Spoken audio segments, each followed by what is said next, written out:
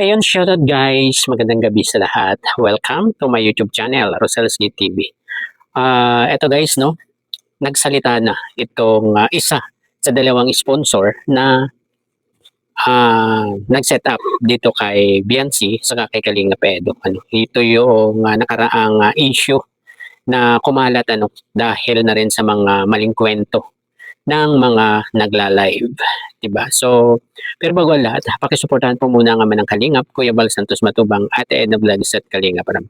At ito na guys, no, malalaman natin ngayon kung ano ba talaga ang kanilang dahilan kung bakit sinet up nila itong dalawa, si Biancy saka si Kalinga Pedo. Ano po? So, nasabi ko itong setup kasi merong hindi sa kanilang nakakaalam sa kanilang dalawa. At hindi ito pinaalam kay Kalinga Pedo na hindi nila nasabi kay Biancy itong pagkikita nilang ito. Ito guys, pakinggan natin ang boses ni Lavi Belen ata po ito, no? Itong nagsalita na ito. Ito po, pakinggan po natin. Pero sa time po, sinasama sa amin siyang tapos na school work. So, ang sabi kami, yan si kay Ate Melissa, kita, pagbalik niyo po, promise, kasama po ako. So, nagbalik ko na Manila, tapos nagkaroon kami ng pag-uusap. Ayun guys, diba? Talagang sinabi pala, no? Parang nung unang magsabi itong mga sponsor na ito na lalabas sila, di ba? Ay tumanggi muna itong si Biancy pala dito dahil busy sa school. Pero nangako naman siya na sasama sa pagbalik ulit nitong sina Ma'am Melissa ata ito saka si Ma'am Lavi Bilen, di ba? So ang ginawa naman itong mga sponsor bumalik sila guys, bumalik sila diyan sa diet para makasama itong si Biancy. At ayun, At Melissa, gusto niyo bumalik sa diet para expense at ito bago siya bumalik namin ang bansa. So doon po sa pag-uusap namin, yun yung naging plano nitong dalawang ito. Dahil gusto niyang pagkasunduin o pagkakitain itong dalawa bago siya umalis. Dahil papunta ng ibang bansa na itong si Ma'am Melissa Manalo, di ba? So, ayun, yun guys yung naging plano nitong dalawang ito. namin na baka yung chance na mapag-usap namin si Betsy at ito. So, karoon ng date, ginanood namin hanggang iwan pa po niya sa sige, pero nakabalik kami ng COVID natin. At sama po yung nurse namin na mapag-usap silang dalawa. Ang sagot ng po is, ay kung willing siya, Betsy, para matapos na ang katuan. Gagawin yes.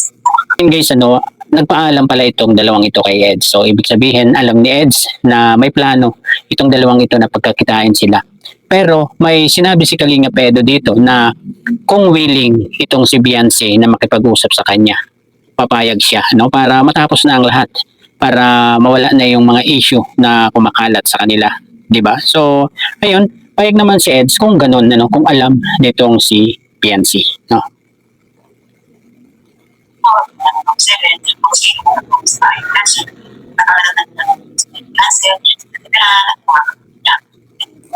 At kami, pinag-cancel, hanggang alam ko kami, so, matuloy kasi yan, nakausap ko sila nila ng isa, and people, nag-isa ko, tanong sa akin, pagkalik ko, sasama ka sa akin, sa promise mo, so, nangyari ko, isa yung tanong sila, yan, nas mama, siya ko yung pinapili namin ng lugar. So, doon kami inagit natin bilang sa mga kamarong kung saan niya pinili yung lugar. So, nalagyan ng bicycle, silang pinay ng before. So, pagdating sa kamarong, iniwan na kami ng tatay para mabalikan na lang sa kami niya pagkatapos kumain. So, pumasok kami sa loob kainan, puno, nag-order, ako po talaga na nag-message ni Eds na sumunod. Ang hindi lang namin nasabi ni Eds na hindi namin siya ipaalam.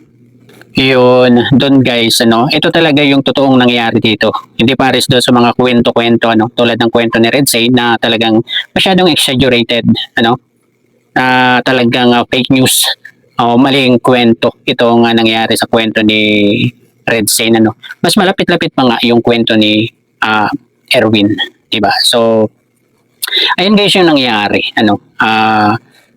itinext nila itong si Kalinga Pedo para sumunod doon. Pero hindi nila sinabi kay Kalinga Pedo na hindi alam ni Biancy na magkikita sila. So, yun yung pagkakamali, guys, ano. Siguro kung sinabi nila ka dito kay Beyonce, ito, ay hindi matatawag na setup ito dahil alam din ni Beyonce na magkikita sila, 'di ba? So, mapapaghandaan niya kung ano man yung sasabihin niya kay Kalinga Edo ay mapapaghandaan niya yan, guys, 'di ba? Hindi naman siguro aayaw yan, 'di ba? So, ayun, yun yung nangyayari na, 'di ba? Idiretso pa po natin ano yung paglalarawan ni Ma'am Labi Bilen. Philippines.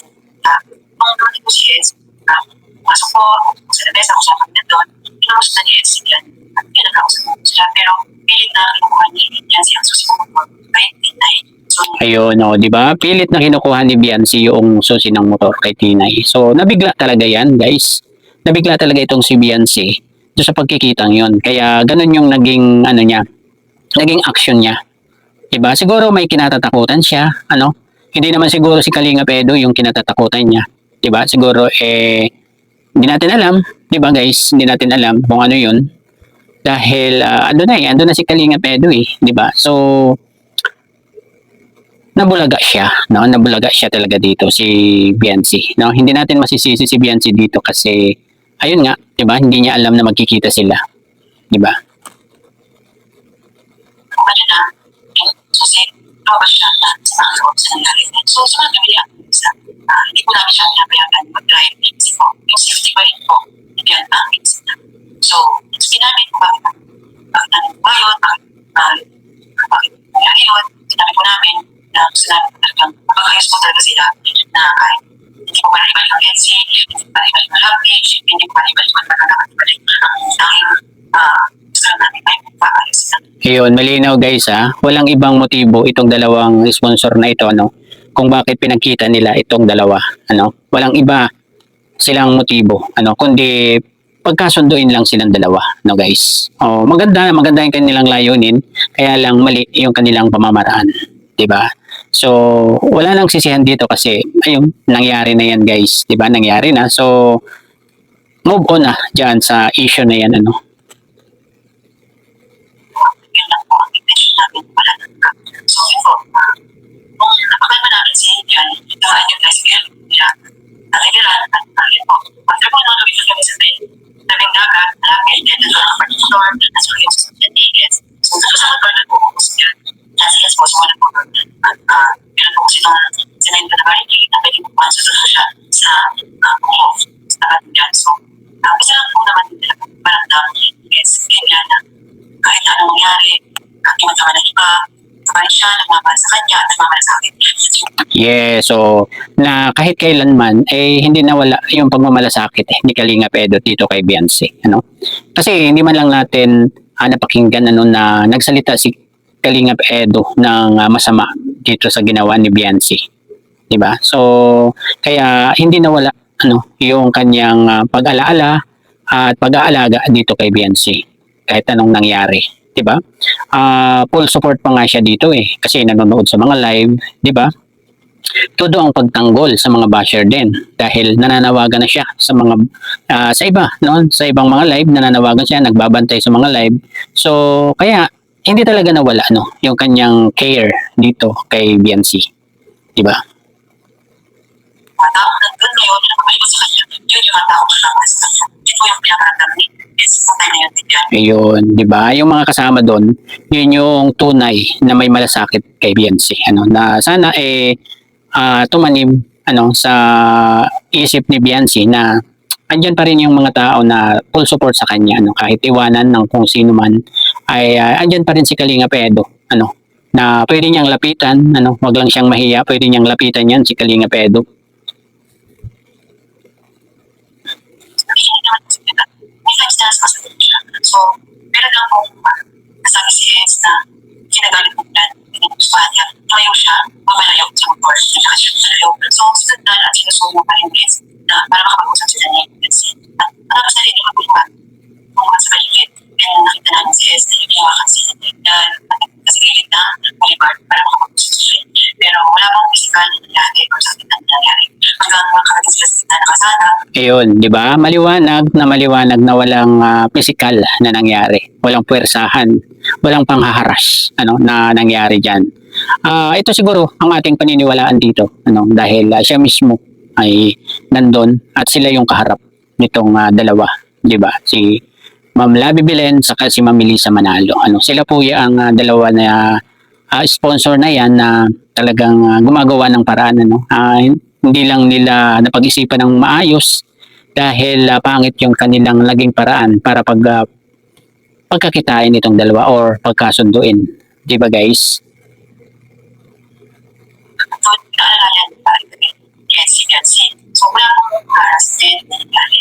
Wala. So, sa tuloy ng paglalakad nila, hanggang sila natibiran. So, ito, sa mga ino, sa Yancy, sa Ezekiel, yung mga ino sa natibiran, sa pinatatayo namin sa ng parking court. Pero hindi po hindi susi kasi, kung pinag-ito sa nila. Matagal po sila natibiran sa amin. At umalis sila andar. Tapos po kami hirap nakakabali natin yung Jesus. Kasi namin, tama naman na kasalubong namin pabalik si Tatay Bilan kung saan nakaparking door. So, bumaba po si Eds sa sasakyan at hinahanap po si Beyonce kung nasaan si Beyonce. So, sumasagot na rin si Tatay Bilan at humingi naman po ng sorry si Eds kay Tatay Bilan. So, Ayun, 'di ba? Maganda rin naman yung ginawa ni Eds, 'di ba? Binabaan niya si Tatay Beran para humingi ng paumanhin ano sa nangyari, 'di ba? So, siguro naman hindi na magagalit ano dahil sa ganung ginawa nito, 'di ba? Ni Kalinga Edo. ay po, sa hindi ko kami nakasin. So kami sa sasakyan ni PS at sinabi ko ni PS na tita, ibababa ko kayo sa may kanto nila dyan at pumunta kayo sa bahay nila para humingi ng sorry sa nagawa niyo. So, pagdating po namin doon sa bahay nila, pinapasok naman po kami ni Tay Beran at kasi Hansel, tapos po, Yun ano, yun yung pinakang magandang ginawa nila, no? Hindi basta-basta sila umalis kakagad ano. At sa halip ay inihatid pa sila ni Kalinga Edo ano doon sa may kanto para pumunta itong dalawang ito ano doon kana Beyonce para humingi ng paumanhin ano sa nangyari. So tinanggap naman ng family, pinapasok. So ayun siguro nagkapatawaran naman itong mga to, 'di ba? So yung mga kwento-kwento lang diyan na sa talagang nagpalala ano guys, itong mga kwento na pamali-mali, 'di ba? Kwento ng mga sinungaling, 'di ba guys? So, diretso pa po natin. humingi po kami ng sorry po talaga pinagkakadiran dahil sa nangyari na nagawa namin mali. Yan po ay laro po talaga kami. Hindi naman nasabi na susunod. Yun guys, ano, anong maganda rin dito, ano, inamin nila na talagang na mali sila, no? Mali sila ng pamamaraan para pagkakitain itong dalawa, 'di ba? So, ayun. Grabe ano guys, grabe itong nangyaring ito, 'di ba? At hindi natin akalain na gagawa itong dalawang sponsor na ito ng ganito, 'di ba? Pangit man ano sa tingin ng iba, pero maganda naman yung layunin nila, 'di ba guys? Hindi lahat sila mauunawaan, pero meron ding makakaunawa sa kanila. Ganun lang 'yun, 'di ba?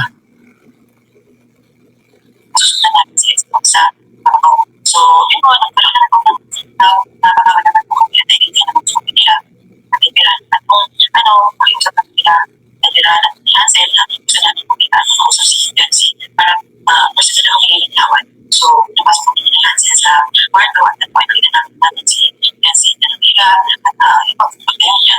Yakapin po kami, nagkakiyakan. So, nag-explain talaga namin ulit sa kanya na nakita naman ang namin. Bahay sila, kami ni Mang Intention, at yun mo, kung niya mapalakiyakan, nakatawad naman kami ng pagkakas namin na lang na wala lang namin ulit. So, yung sabi niya, offer niya po na ibatin kami sa kama niya, sa kanto sa sakayan. So, malaking po yung ginawa niya nila na sumakay kami sa kanila at ihalip kami sa kanto. So, hindi na po kami nag-announce na nag-usin sa amin. Sa kanto nag-aantay. So, yan po, niya kami si Taliban, si Nanay Hansel, at humingi po nila kami ng sorry ulit sa kanila.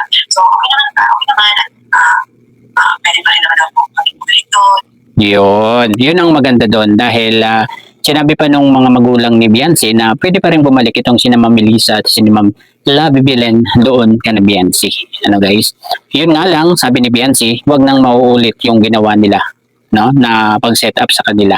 At ayun guys, ano yung naging pahayag ni nung isang kasama doon sa pag-set up na yun ano dito sa dalawa. Ayun, nasabi nga niya ano na talagang plano nila na pagkakitain itong dalawa ano at sinabi nila ito kay Kalingap Edo. Pumayag naman itong si Kalingap Edo pero ang sabi ni Kalingap Edo kung willing itong si Biancy na makipag-usap para matapos na ang lahat, para matahimik na ang lahat. So, pero ang nangyari, hindi nila pinaalam ito kay Biancy, 'di ba? So, kaya natawag natin ito na setup, na setup nila itong si Biancy doon, 'di ba? Tapos hindi nila sinabi kay Kalingap Edo na hindi nila nasabi kay Biancy na pagkakakitain silang dalawa nitong dalawang sponsor na ito. Ayun guys, talagang masama itong ginawa nilang ito sa makakarinig siguro niyan, yung pagsasalita ng isang sponsor na yan ay hindi lahat mauunawaan sila. Although hindi naman oo, masama itong kanilang ginawa kasi sinetap nila itong si Biancy, pero wala naman silang sigurong balak na masama. At sabi nga diyan gusto lang nilang pag-ayusin yung dalawa Hindi naman nila gustong ibalik ang EDSI o ibalik kung ano pa man yung meron sila, 'di ba? Yun ang sabi niya ang nagsalita na 'yan. Kaya maganda ang intention nilang dalawa pero mali yung kanilang pamamaraan. Siguro kung sinabi nila kay Biancy, ayun, pwede, no? Hindi mas maganda siguro, no? Dapat handa sila kung papayag man o hindi itong si Biancy ay igagalang na lang nila 'yon, 'di ba? At saka hindi sana mabibigla si Biancy doon sa pagkikita nilang 'yon. Dahil ayun, nabigla nga siya dahil ayun, pilit nga na kinukuha yung susi ng motor kay Tinay. So talagang nabigla din itong si Biancy doon sa pagkikitang 'yun dapat kasi sinabi rin ng mga sponsor na ito na ganun yung balak nila, 'di ba? So ayun, siguro hindi na lang nila sinabi talaga, baka siguro naisip nila na baka hindi pumayag itong si Biancy. Kaya lang, ayan, ganyan yung nangyari, 'di ba? So ayun, tapos na 'yan, 'di ba? Tapos na 'yan. So move on na lang, 'di ba? Move on na lang po diyan sa nangyaring 'yan, 'di ba? So ayun, hanggang dito na lamang po. Bye-bye. God bless po sa lahat. Peace.